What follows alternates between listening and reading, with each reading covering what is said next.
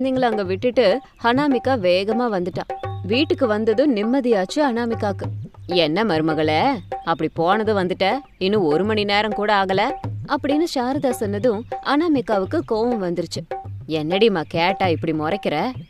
குழந்தைங்க ஸ்கூல்ல தூங்குறாங்க, அந்த பிரின்சிபல் மேடம் கோவப்படுறாங்க, பனிஷ்மெண்ட் கொடுக்கறாங்கலாம் என்கிட்ட ஏன் சொல்லல அத்த?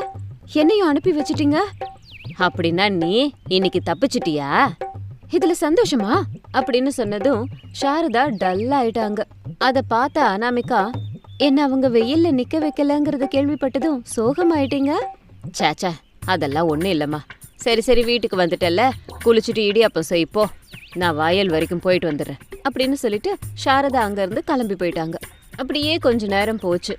இருட்டினதுக்கு அப்புறமா பிரசாதும் ரமேஷும் வயல் வேலையை முடிச்சுக்கிட்டு மண் பாதையில நடந்து வீட்டுக்கு வந்துட்டு இருந்தாங்க. வீட்டுக்கு போறத நினைச்சாலே பயமா இருக்கு.